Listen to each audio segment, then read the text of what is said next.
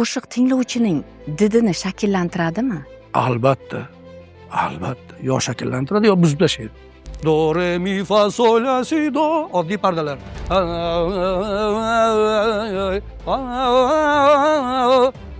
Buni agar boshqa biror millat kuylab bera olsa, ko'zlaring, yuraging deydiganlar bor-ku, o'shaga bitta qator yetadi.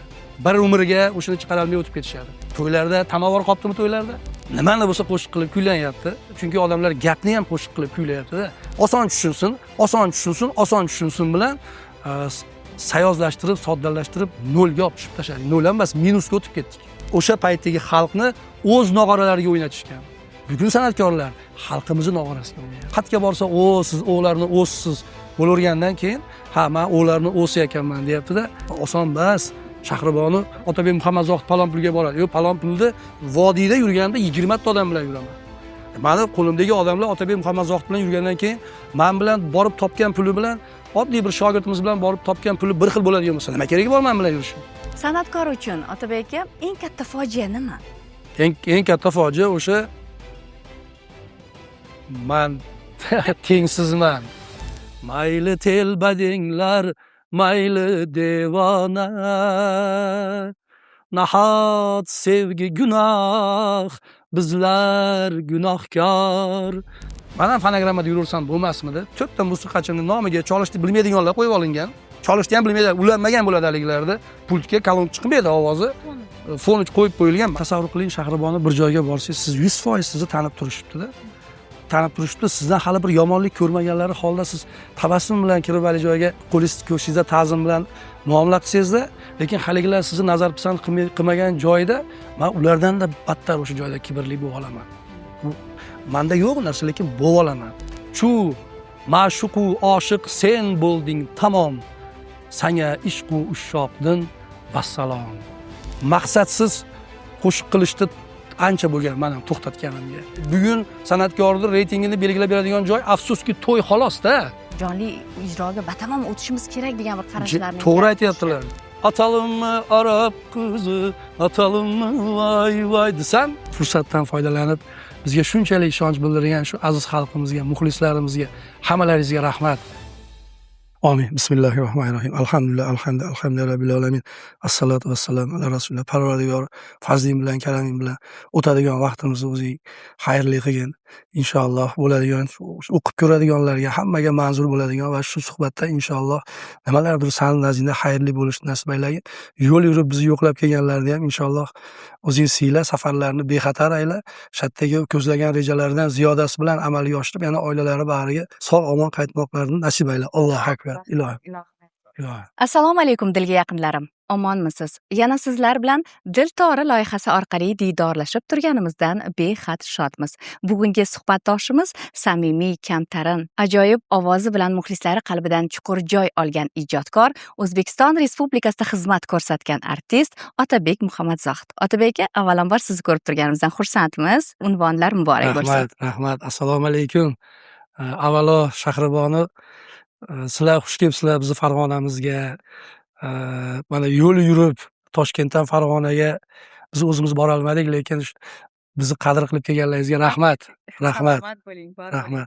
Otabek aka, kechagina mana prezidentimizni o'sha tarixiy uchrashuv desak bo'ladi, san'at, madaniyat va adabiyot sohasi xodimlari bilan uchrashuv o'tkazdilar.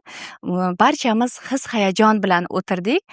Sizda bu hayajon ikki hissa bo'ldi desam adashmayman. Prezidentimizni huzurlarida shaxsan ularning qo'llaridan mukofotni qabul qilish jarayonidagi his-hayajonlarni so'z bilan ta'riflab bera olasizmi? Men aytdim-ku, u jarayonni boshingizga tushmagungacha narsani uni his qila olmaydi odam. Qachon o'zini boshiga tushadi? Hozir mana sanoqli soniyalar, sanoqli daqiqalardan keyin menga ham navbat keladi yurib, endi o'ylang, oddiy yurib borishni o'zida, mana hozir yana eslayapman, yana etim jimirlayapti.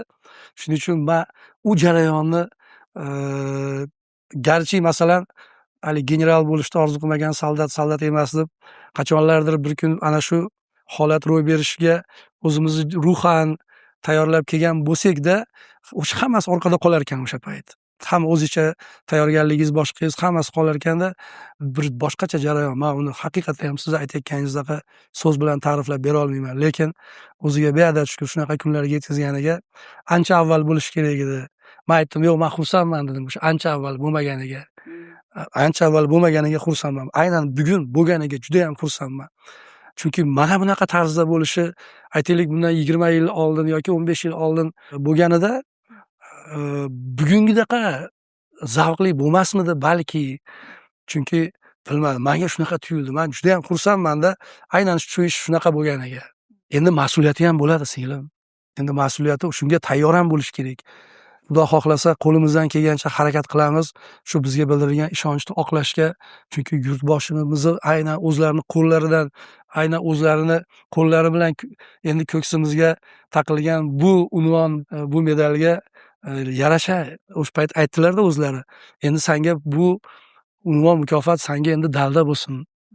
Endi ijodni kuchaytir dedilar. Endi shu gapni aytganlaridan keyin endi shunga yarasha bag'i shunaqa bo'lish kerak. Otabek aka, nomingiz oldidan O'zbekiston Respublikasida xizmat ko'rsatgan artist unvoni o'qiladi, aytib eshittiriladi. Aytilyapti, mana o'sha kundan keyin bu yog'iga tadbirlarda aytilyapti.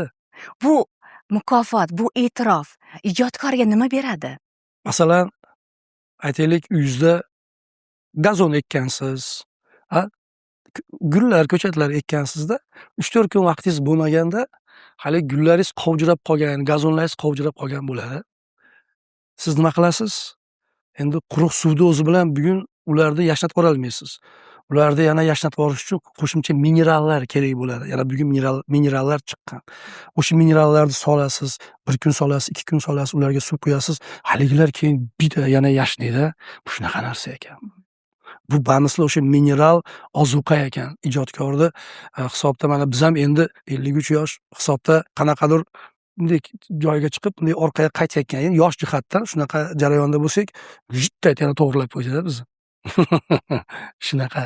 Unvonlar, e'tiroflardan tashqari sizga ilhom beradigan eng oliy e'tirof nima? Mana o'sha haligida aytganimdek Instagramda men xursand bo'ldim, Shahriboni. Shu narsa yana bitta narsani ochib berdi. Xalqimizni bizga nisbatan munosabati, muhabbati, ishonchi naqadar katta ekanligini men shunda angladim. Mana hozir shuni gapirib, fursatdan foydalanib, bizga shunchalik ishonch bildirgan shu aziz xalqimizga, muxlislarimizga, hammalaringizga rahmat. Siz baxtni kutayotgan ijodkormisiz yoki baxt og'ushida baxtni his qilib yashayotgan baxtli insonmisiz? Xudoga shukr. Hozir o'shalik baxtni o'zi shundoq ham ichidamiz. Chunki qancha yillardan buyon Xudoga shukr mana shu aziz xalqimizni qayerga borsak san'atkor to'rida san'atkor. Mana shu zal bo'ladigan bo'lsa, zalda tomoshabindan iloji yo'q. Tangri taolo bir pog'ona yuqoriga bizni bolaligimizdan olib chiqib qo'ygan. To'g'ri, har bir ishning mashaqqati bor. Riyozatsiz bo'lmaydi. O'sha mashaqqati bilan go'zal. Ba'zi bir hollar bo'lgan, xizmat qilib ham ranjib qaytgan, dilimiz og'rib, lekin ularda bu ishlar hamma sohada bor. Hamisha hamma narsa zo'r bo'laverishi ham yaxshi emas-ku. Shu bir mashaqqati bo'ladi. O'sha mashaqqati bilan qiynalib yurib erishganingizni keyin qadriga yetasiz. Biz shundoq ham baxtning ichida edik. Endi bu qo'shimchasiga o'sha baxtning ichida turgan paytimizda baxtning ichida taxtga olib chiqib qo'yildi-da. Shunaqa. Mashhurlik bilan birga kibr ham yonma-yon yurarkanda, soya solarkan kibr ham. Siz mana shu ichki dunyoyingizdagi kibr va kamtarlik muvozanatini qanday saqlaysiz? Endi masalan yaqindan tanimagan odamlar ba'zan bizni, men shuni qaysidir bir intervyuda aytganman. Tasavvur qiling, Shahriboni bir joyga borsangiz, siz 100% sizni tanib turishibdi-da. Tanib turishibdi, sizdan hali bir yomonlik ko'rmaganlari holda siz tabassum bilan kirib hali joyga qo'lingizni ko'ksingizda ta'zim bilan muomala qilsangiz-da, lekin haligilar sizni nazar pisand qilmagan joyda men ulardan-da battar o'sha joyda kibrli bo'lib olaman. Menda yo'q narsa, lekin bo'lib olaman. Sababi haligi nima qildim men hozir shularga, nima yomonlikki bular meni tanib bila turib, mayli masalan hech bo'lmasa salomingizga yarasha alik olinish kerak-ku, lekin bu niqob. niqob o'shanaqa holatlar. Lekin Xudoga shukr, asli odamzodni o'zi kibrlanishga hech kimning haqqi yo'q. Aytaman, agar 20 yosh mallasochilik qizaloq chiqqan paytda 5 kunlik dunyo chiqqanda 23 yosh, mallasochilik qizaloq chiqqanda 24 yosh edim. Agar o'sha paytda bugungidaqa el e'tibori, bugungidaqa balki endi shuhrat deb atasak, shu shuhratni ma'lum bir pog'onasiga o'sha yoshda chiqarib qo'yilganda, balki biz ham aynib ketgan bo'larmidik. Kibrlanib. Xalqimiz bizni e'tirof etmasa, bizni konsertimizga kelmasa, bizni qo'shig'imizni tinglamasa, hech kim emasligimizni anglagan yoshimizda Tangri taolo mana shu qaysidir muncha bo'lsa ham shuhratdan bizni toptirdi. Asli shuhrat bu olovdan libos. Uni kiyishni bilsangiz yaxshi, bilmagan u olov libosni kiygandan keyin yonib ketadi. O'zgarib qoladigan yoshdan ham o'tdik shekilli, Xudo xohlasa. Lekin bugungi ayrim yoshlarda shu mashhurlik kasalligi deymizmi, yulduzlik kasalligi juda ko'p. Ularning yoshligida shu. Erta kunda ularga shuhrat berilganligida. Agar ular ham 30 yoshdan, 35 yoshdan o'tib o'sha endi mayli, bugungi kunda imkoniyatlari go'zal. Masalan, bu imkoniyatlar yoshlarimizga hozir shuni gapirsak, biz hasad qilgan bo'lib qolamiz. Ya'ni bizi ulg'aygan davrimiz, bizi ustozlarimiz, ya'ni biz kasetalardan chiqib keldik-ku, kaseta davri, magnitofon davri, lentalar davri, ustozlarimiz lentalar davridan chiqishgan. Ya'ni bitta qo'shiqchini shakllanuvida yillar ichidagi mehnatlar, mashaqqatlar oson bo'lmaganda ustozlarimizga, bizga ham ko'rinib olish. Endi bugun istagan odam shunday qilib turib, bugun oson ko'rinib olyapti. Ya'ni mashaqqatsizroq bugunda endi. Shu mashaqqatsiz davrida yoshlari erta kunda 18 yoshda mashhur bo'lib ketishyapti-da, ana shuni evaziga yoshliklari sababli. Yomon emas. Yo qatga borsa, siz o'g'larni o'zsiz bo'lavergandan keyin, men o'g'larni o'zi ekanman deyapti-da. Yoshlarimiz hammalari emas, ayrimlari o'sha mashhurlikda olov libosini kiyishni bilishmayapti. Bugun texnologiyalar asrida yashayapmiz-da, bemalol sizni sun'iy intellekt ijro etyaptimi? Lekin bora shu o'zi haqiqiy san'atkorni roli yo'qolib ketmaydimi? Robotlashuv boshlandi-da, endi dunyoda robotlashuv boshlandi. Endi buni to'xtatib qola olmaymiz. Bunga ham odamzodning ruhi, hammamizni ruhimiz, jismimiz to'yinib bo'ldi, men xohlamayman endi buni deyiladi. Ana o'shanda keyin yana men yerda qani mikrofonni ham yig'ishtirib qo'y, bitta tor doirada yoki o'sha bitta eshitaylik deydigan joq. Chunki bugun yana shunaqa uskunalar chiqqanki, hozir mikrofonda qo'shiq kuylayotganlarni ham hammasini endi jonli kuylayapti deya olmaymiz. Qarang. Chunki avvallari bu narsa yo'q edi. Hozir endi shunaqa uskunalar chiqdiki, siz kuylayotgan paytingizda siz falsh aytsangiz ham, musiqada falsh degan, ya'ni o'sha notadan yo tushib ketish yo ko'tarilib ketish, o'sha falsh. Siz kuylasangiz ham haligi uskuna, sizning mikrofoningiz o'shunga ulangan bo'ladi. Undan o'tib keyin pultga ulanadi.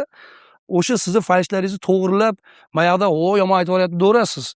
Bugun shunaqa boshlandi shu etap. Endi mikrofonda jonli aytish ham jonliga kirmay qoladi. Yana 5 yil, 6 yil, 10 yil ichida hamma shuni sotib oladi. Hamma keyin mana men sizga jonli aytyapman deyveradi, lekin o'shini tiniq qilib chiqarib berayotgan narsa orqada uskuna turganini ko'rmaydi. Endi u mikrofonda ushlab aytyapti, gapiryapti, jonli aytyapti, jonli, lekin uni tozalab berayotgan uskuna, texnika robot, mikrofonga ham ishonch qolmagandan keyin to'g'ri bunaqa joyda jonli mikrofonsiz aytganlar o'sha davr keladi baribir. Jonli ijro haqida gapiryapmiz-da. O'zingiz shaxsan jonli ijroga munosabatingiz qanday? Jonli ijroga o'tish davri deyapmiz. Mana ayrim o'sha xonandalar bo'ldi, endi bosqichma-bosqich emas, jonli ijroga batamom o'tishimiz kerak degan bir qarashlarni. To'g'ri aytyaptilar. Jenisbek o'sha kuni gapirdilar shu gapni. Iste'molchi, ya'ni xalqimiz shuni xohlash kerak o'zi. Iste'molchi, o'rtoqlar, men sizlarga palon pulni to'layapman. Iltimos endi bizga shuni peshona terini halollab olinglar, endi shuni kuylanglar, cholib kuylanglar. Agar mana ahvolda ketaversa, men shuni aytaman. Har yili konservatoriyani Botir Zokirov, Yunus Rajabiy, madaniyat va teatr bitta bo'lib ketdi. Madaniyat va san'at institutini shuncha sozandalar bitiryapti. Bular nima qiladi degan savol. Xo'p, men-ku mana viloyatda necha imkon qadar sahnaga chiqishni boshlabman, shundan buyog'iga shu katta bir jamoani qo'limdan kelgancha ushlab kelyapman. Oson emas. Shahribonu palon pulga, Otabek Muhammad Zohid palon pulga boradi. Palon pulni, men vodiyda yurganimda 20 ta odam bilan yuraman. Mani qo'limdagi odamlar Otabek Muhammad Zohid bilan yurgandan keyin men bilan borib topgan puli bilan oddiy bir shogirdimiz bilan borib topgan puli bir xil bo'ladigan bo'lsa nima keragi bor men bilan yurishni? Men bilan yurishga yaroqli sozandalar, demak ular ham shu ishdagi mana o'sha bugun menga berilgan shu unvon bizni jamoamizniki. Shularni hammalarining mehnati, shularga yaxshi, ya'ni sizga palon pul bergandan keyin o'shini mardonavor haligilarga ham taqsimlashingiz kerak. Siz palon pulni ko'tarib kirib ketolmaysiz. O'shandan necha nafslarini tiyishsa, xonandalarimiz shuni o'ylab hammalari ayta olishadi. Erinishyapti. Chunki talab yo'q. Bekor men ham o'shanda o'zim qiynabman. Men ham fonogrammada yuraversam bo'lmasmidi? To'rtta musiqachini nomiga cholishni bilmaydiganlar qo'yib olingan. Cholishni ham bilmaydi, ulanmagan bo'ladi haligilarda. Instrumenti pultga kalon chiqmaydi ovozi. Fon qo'yib qo'yilgan. Men ham eplayman o'shuni. Bu bilan san'at shakllanmaydi-da, rivojlanmaydi. Qo'shiq tinglovchining didini shakllantiradimi? Albatta. Albatta. Yo shakllantiradi, yo buzib tashlaydi. Ikkala tomoni ham bor-da. Sendaqasi yo'q-da, ishonsangiz shu klip chiqqandan keyin kommentariyalarda shunaqa xursand bo'lib ketdim. Bilasizmi, nimaga xursand bo'ldim? Qanchadan qancha oilalarda yana mustahkamlanishiga ko'p narsa sabab yozganlar ko'p bo'ldi-da, singlim. Shu qo'shiqchilikda shuncha yilim zoya ketmabdi. Va albatta mana shu qo'shiqchiligim bilan men ham savob qila olibman deya oldim. Kelay dunyo qo'shig'imiz. Marhabo Karim va ustozimiz opamiz umrlari uzoq bo'lsin. Marhabo opamiz so'zlari sani chorlay saodatga kelay dunyo. Charog'on mulki jannatga kelay dunyo. Ya'ni mana shu diyorimizni madhini keltiruvchi qo'shiq. Mana shu qo'shiqni tinglaganda, mana shu yoki kuylaganda bir mohiyatini anglab ko'rgan odam o'zini yurtiga, meni yurtim bunaqa ekan u asli. Odam vaqt kelsa o'zingizni qanaqa yashayotganingizni bilmoqchi bo'lsangiz, hali uyingiz ichida bilmaysiz-da o'zingizni. Qo'shningizga chiqqaningizda siz qanaqa yashayotganingizni bilasiz. Qo'shningizdagi sharoitlar boshqa yoki qo'shningizda nimadir ortiqroq yoki nimadir kamligini. Odam o'zini diyorning ichida yashab yuraveradi. Qachonki o'sha diyordan chetga chiqqanda diyorini qanaqa salohiyatga ega yoki nimalari bor yoki nimalari yo'qligini biladi. Istanbulda konsert bo'lyapti. Istanbulda konsert. Men oxiriga finalga hali qo'shiqda aytdim. Ozodbekning qo'shig'i xizmatingda turmasam seni bolam dema vatanim meni. Aytyapmiz Said Amirxon elchimiz, konsulimiz ham aytdi. Men aytyapman, men yig'layapman, Said Amirxon ham yig'lab, zal ham yig'layapti-da. Endi ular musofirdagilar-ku. Vatanini nimaligini ular biladi-da. Biz ham 5-10 kun yurdik, endi begona davlatda turib olib, vatanimizni madh etib qo'shib, o'zim aytyapman, yig'layapman. O'sha xizmatingda turmasam seni bolam dema vatanim. Men birinchi eshitganimda yig'laganman shu qo'shiqni. Endi bu mana shu qo'shiq qilib aytaveramiz hamma narsani. Aytaveramiz gap so'z. Lekin u narsani zarrasi qalbimizda bo'lmaydigan bo'lsa, ertaga biz aqa borganda senga fursat berildi hayotiy dunyoda. Seni sahnaga olib chiqib qo'ydik. Minglab odamlarga qaratdik. Sen haligilarga bir narsalarni kuylading. Lekin o'zingning qalbingda shu narsalar bormidi? Yo'q edi-yu. Endi bu bir. Endi bu yana boshqa tomoni buzishi mumkin bo'lgan holatlar. Ijtimoiy tarmoqlarda nimalar bo'layotganini ko'ryapsiz. Nimani bo'lsa qo'shiq qilib kuylanyapti. Chunki odamlar gapni ham qo'shiq qilib kuylayapti-da. Haqiqiy she'riyat, haqiqiy she'rni sirti boshqa, ichi boshqa bo'ladi. Xuddi men bir hovliga o'xshataman. Hovlini tashqaridan ko'rib turib, ichkarisi ham shunaqa deya olmaysiz-ku. Ichkarisi boshqa bo'ladi, boshqa ranglar bo'ladi, xonalar, ular ko'rinishi, sirti boshqa, ichi boshqa. Haqiqiy she'riyat ham shunaqa. Endi bugun afsuski unaqa emas. Bugun alif bor. Sirti ham o'sha, ichi ham o'sha. Oson tushunsin bilan sayozlashtirib, soddalashtirib nolga olib tushib tashladik. Nol emas, minusga o'tib ketdik. Mendirman Jaloliddinning klipi qanaqa klip bo'ldi? Mendirman o'sha, kim yurtiga sodiq tursa, klipi kino bo'lib ketdi uni. Ana o'sha klipni prosmotri bilan o'sha davrlarda, o'shandan 2-3 yil keyin chiqqan ayrim qo'shiqlarda prosmotrini ko'ring. Bu qo'shiqlarda na so'z bor, na boshqa narsa bor. Endi ular prosmotrini ko'ring. Mashina berib kitob o'qitalmayaptilar-da. Endi mashina berib ham hatto sovg'asiga mashina berib, kim ko'p kitob o'qigan, faqat u kitobni o'qib qo'yish basda o'qib olish ham kerak-ku.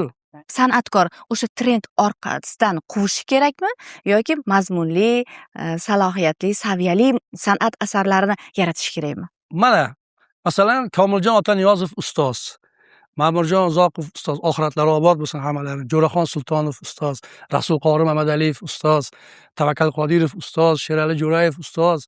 Bularning qo'shiqlarini Ortiq Otajonov ustoz. Bularning qo'shiqlarini haqiqatda ham o'shanaqa ovozi bor, o'shanaqa iste'dodi borlargina kuylay olgan. Qolganlar tinglash bilan kifoyalangan, maza qilib tinglagan. Bugun endi bugungi qo'shiqlar shu zalda o'tirgan hamma kuylay olsin qabilida qo'shiqlar qilinyapti.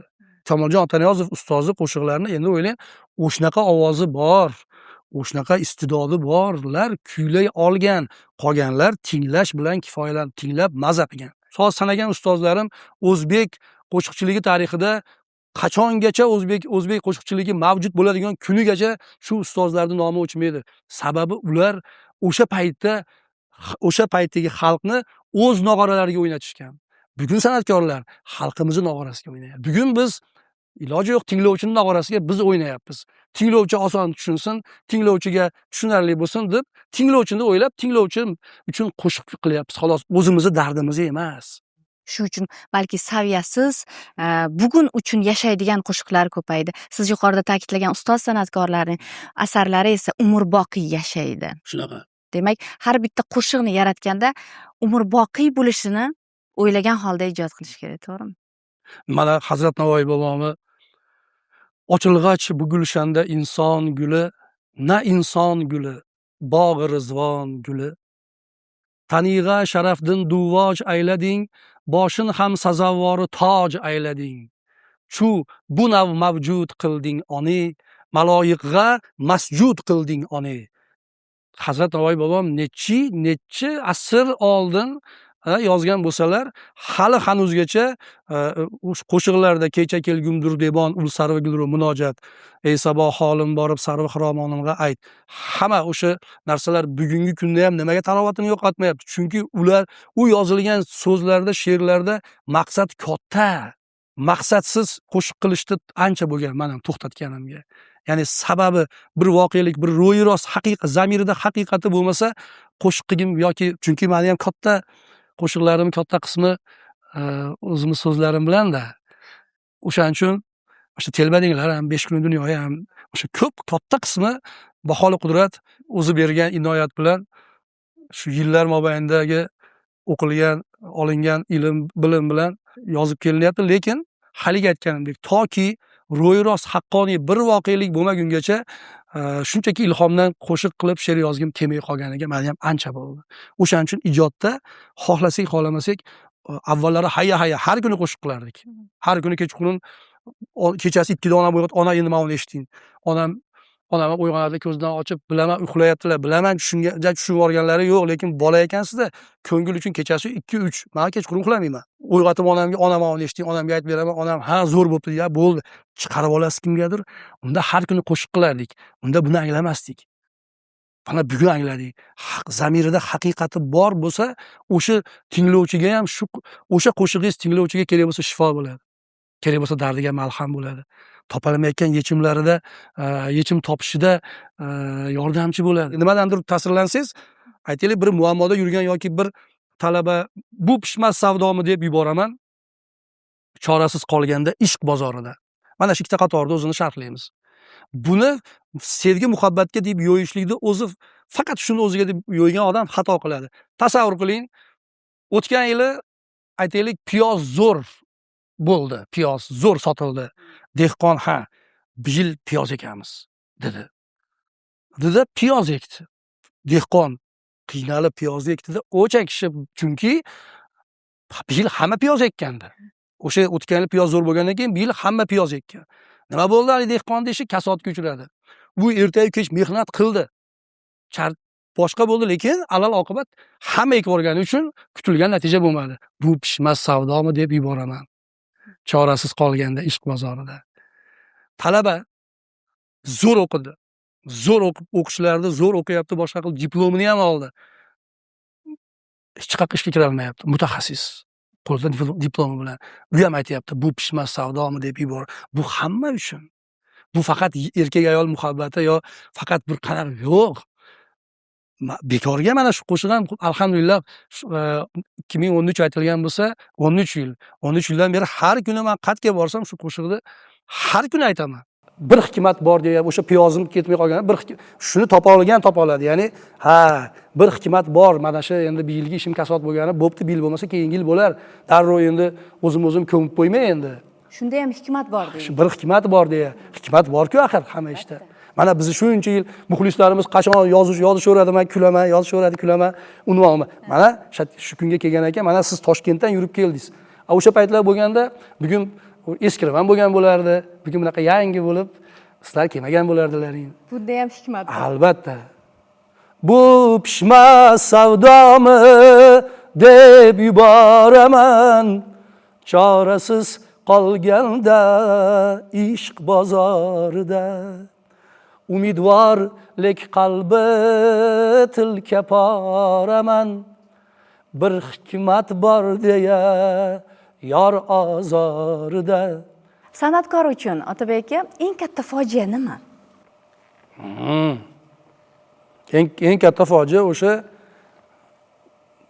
men tengsizman. Yo shu muxlislar hammasi astag'firullah meniki. Yo abadul abad shunaqa ketaman. Bo'ldi, men chiqdim. Shu fojialarning kattasi. Iste'dod bu Alloh tomonidan berilgan bo'ladimi yoki mehnat ortidan kelgan bo'ladimi? Bo'p, sizni sinaymiz. Qaytaringchi. Sizda yo'q. Sizga berilmagan. Qaytaringchi. Eshiting, qaytaring. Xuddi shu pardani qaytaring. Hozir yaqinlashdik. Ya'ni aynan qo'shiqchilik, aynan musiqa san'ati, endi boshqa soha, men xuddi rassomlikda yana bilmadim. O'qib, o'rganib, boshqa qilib quruvchi bo'lishingiz mumkin. G'isht terishni o'rganishingiz mumkin. Hamma sohani, hatto meditsinada ham nozik masala asli, chunki tabobat qalbida, qonida unga iste'dod qilib berilganlar boshqa masala-yu, aynan musiqani Tangri taolo bergan bo'ladi. O'sha eshitish, suluh, eshitish, ya'ni eshitish va eshitganni idrok etib qaytara olish. Endi shu o'rinda yana bitta narsani aytib ketamizki, bizni o'zbek qo'shiqchiligimiz juda ham murakkab. Masalan, bugun O'zbekistonning o'zida ham juda bo'linib ketib bo'ldi qo'shiqchilarimizning sarasi. Ya'ni sof o'zbekcha ohangda kuylay bera oladiganlar soni juda kam. Masalan, bugun trendda yurgan juda ko'p xonandalarimiz o'zbek, otasi o'zbek, onasi o'zbek, onasi hammasi o'zbek, lekin o'zbekcha ohangni eshitadi, his qila olmaydi. His qila olmagani uchun chiqarib bera olmaydi. O'z-o'zidan darajaga ajraveradi. Nimaga maqom degilar? Maqom degilar hamma narsani kuylab beradi sizga. Maqom o'sha bizning milliy qo'shiqchiligimizni shetiga singdirilgan, mayitda shakllantirib, mayitdan chiqarib bera olayotganlar hindnikini ham kuylab beradi. Yevropaniki oson, oddiy pardalar u. Do, re, mi, fa, sol, la, si, do, oddiy pardalar. Lekin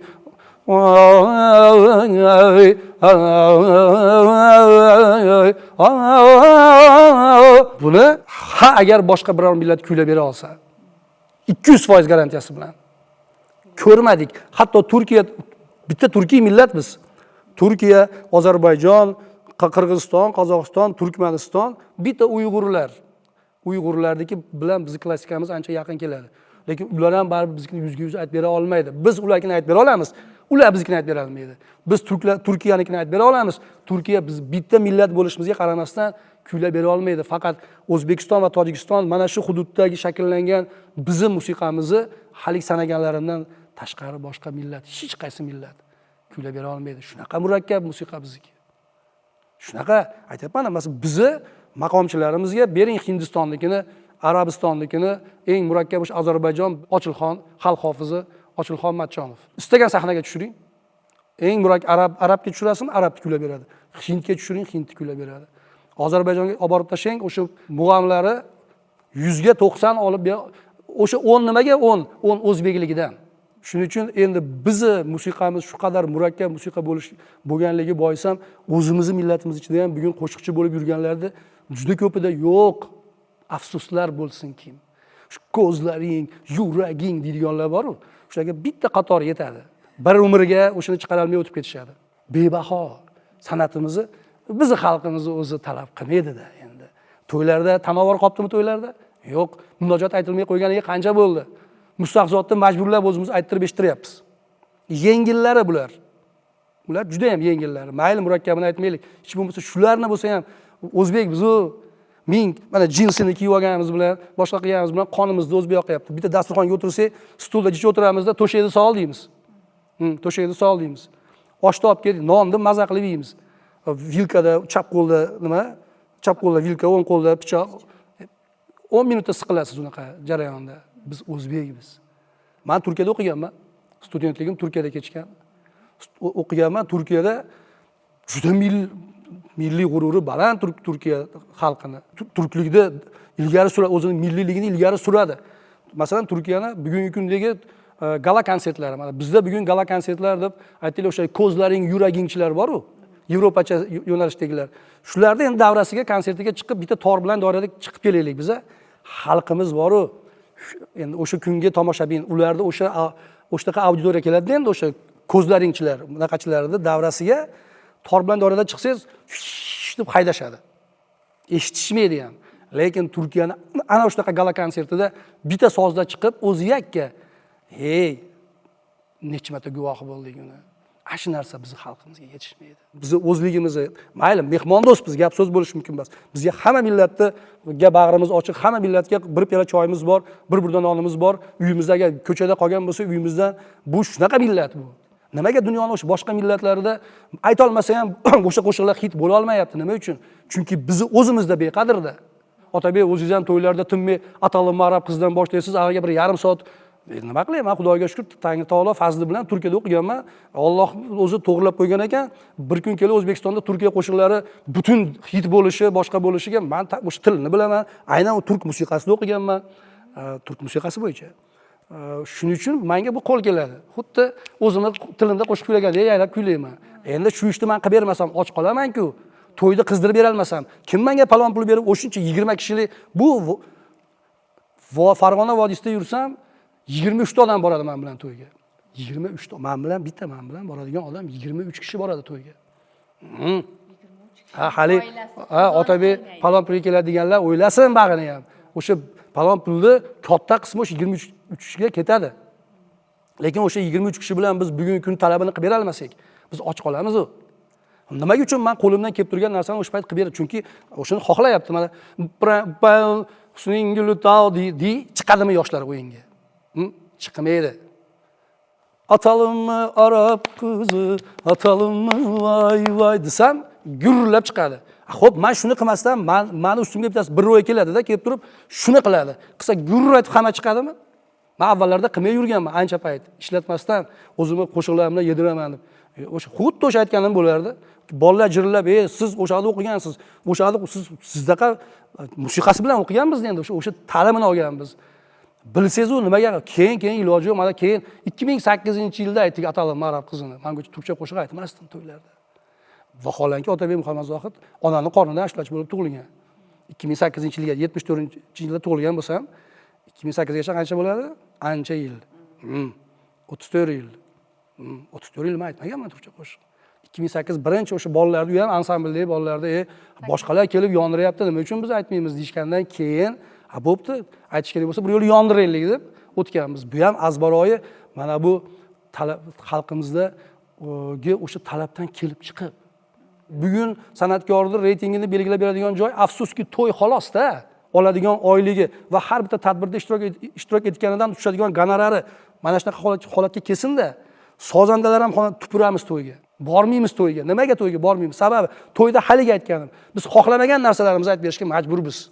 Turkiyaning hamma mashhurlari ham to'y yurgan yo'q. To'ylar ikkinchi darajada.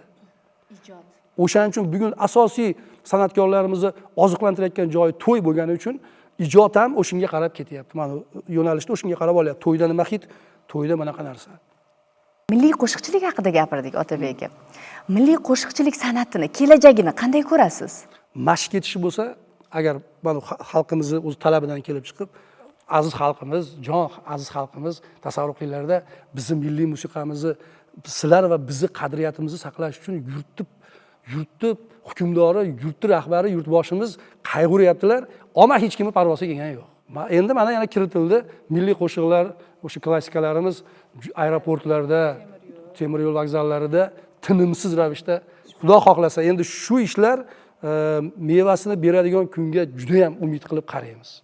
Singlim o'zbek bo'lganimiz uchun, biz qayg'urmasak o'zimiz uchun, bizim mana bugun yurtni shakllanuvida hamma soha vakillari, har bir fuqaro o'z davlatini shakllanuvida mas'ul, birdek mas'ul. Beparvolikdan Xudo saqlasin. O'z-o'zidan san'at ahli ham, xo'p, shu yurt ravnaqi uchun, shu yurtning kelajagi uchun men nima qila olaman, men nima qilib hissa qo'shdim. To'yga borib pul topib keldim, bola chaqamga yedirdim, zo'r kiyinib, zo'r moshlanib, minib, taram-taram bo'lib yurdim. Shumi? Yo'q. Xo'p, shu yurt ertaga bunday yoshing o'tib, pensiyaga chiqib, qarib bunday o'tirganingda, xo'p, nima qila olding san ham? Orqangdagi avlodga, farzandlaringga otam yoki onam bunaqa bo'lib o'tdi. Quruq qo'shiqda o'zi bilan ish bitmaydi. Unga amal qilib olish bor. Ya'ni shu milliy, shu o'zbekni o'zini bitta odam agar sizni o'sha bitta qo'shiq, bitta 400 ta o'tirgan zalda sizni o'sha bitta qo'shig'ingizdagi murodingizni bitta odam anglab olib o'zgara olsa, shu ham natija, singlim. Otabek Muhammad Zohid madaniyat tushunchasiga qanday ta'rif beradi? Jamiyat odob qoidalari mana shu madaniyatning yuqori ko'rinishi. Ko'chada ketyapmiz, svetofor qizil. Shunga to'xtashimiz kerak. Palonchining o'g'li bo'lganingizda ham, palonchining o'zi bo'lganingizda ham ketyapsizmi? Qizil, u siz ko'chadasiz, uyingiz ichida bilganingizni qiling. Xolasi to'xtang, uyingiz ichida qizilga, xolasi to'xtamang. Lekin ko'chaga chiqdingizmi, shu ham madaniyatning bir ko'rinishi. Ketyapsiz, ko'chada pokiza ko'chalar, mana bugun qanaqa bo'lib ketdi ko'chalarimiz. Ey singlim, buni odamlar bilmayapti-da ko'pi. Endi o'sha ko'chada ketayotganingizda sigaretni chekib turib, dib irg'itib yuborish. Yo'q. O'sha qo'lingizdagi bir musuringizni olib borib qaraysiz, hamma joyda kichkina urnalar qo'yilgan, musor. Shunga tashlash. Shu ham madaniyat, singlim. Men faqat xonanda uchun demayapman, men hamma uchun gapiryapman madaniyatni. Bu oddiy baklashkani irg'itib ketsangiz bo'ladi. Yo'q, o'shni ham boshlamga tashlaymanki, qachonki siz o'zingiz uchun naqadar to'g'ri bo'la olasiz, keyin u qolganlardan siz kutasiz-da nimadir. Elni ko'ziga, shirin suxanli boshqa, ko'chada boshqa, uyda boshqa bo'lsangiz bo'lmaydi-ku. San'atkorda o'sha uydagi eng yaqinlari, otasi, onasi, akasi, ukasi, opa-singlisi, ayoli, farzandlari sahnada ko'rganda ham, ko'chada ham, hayotda ham, ha shu meni erim deya yoki o'g'lim, yo akam, yo ukam deya olish kerak. Sahnada boshqa, hayotda boshqa bo'lsangiz, 4-5 ta odamni aldaysiz xolos-da. An'anaviy savolimiz bor. Bu Otabek Muhammad Zohid hayotida teatr nechog'lik ahamiyatga ega? Teatrlardagi holat haqiqatda ham ayanchli. Qanday ayanchli? Tomoshabin bormayotgani sababi nima desangiz, avvallari teatrga kirib o'tirardik, hammamiz o'tirib sahnada o'sha oliy ma'lumotli, necha yil o'qigan, iste'dodli, bilimli aktyor sizga o'sha bir asardagi obrazni chiqarib bera olardi. Artist. Hozir hamma artist. O'shaning uchun pul sarflab, o'zim artist bo'lsam-u, yana artistlar ko'rgani boramanmi, deyapti odamlarimiz. Tushunyapsizmi? Zala sizga nimaga tomoshabin kelmay qo'yganimiz sababi. Avvallari soddadil xalqimiz, odamlar pul bilan borib, to'lab, kirib, odob bilan o'tirib, o'sha 1 soat, 2 soat sahnadagilarda, chunki ular oliy ma'lumotli, o'qigan artistlar edi. Hozir havaskor artistlar to'lib ketganda. Tomoshabin. Nima qiladi ular pul sarflab borib, o'zini undan ko'ra o'zi zo'r artist. Ko'chada hamma bir-birini artistlik bilan aldab yuribdi-yu. Niqobini kiyib. Ha. O'shaning uchun teatr cho'kib ketdi. Samimiy suhbat uchun tashakkur bildiramiz. Doim sog' omon bo'ling. Sizdan hali yana uzoq yillar mana shunaqa ajoyib qo'shiqlar kutamiz. Xo'p, sizlarga ham rahmat. O'sha gapim, shuncha yo'ldan qadr qilib kelganlaringizni o'zi bizga katta sharaf. O'ziga beadad shukr. Salomat bo'ling. Silver Star Print korxonasidan mana shu arzimas sovg'alar sizga.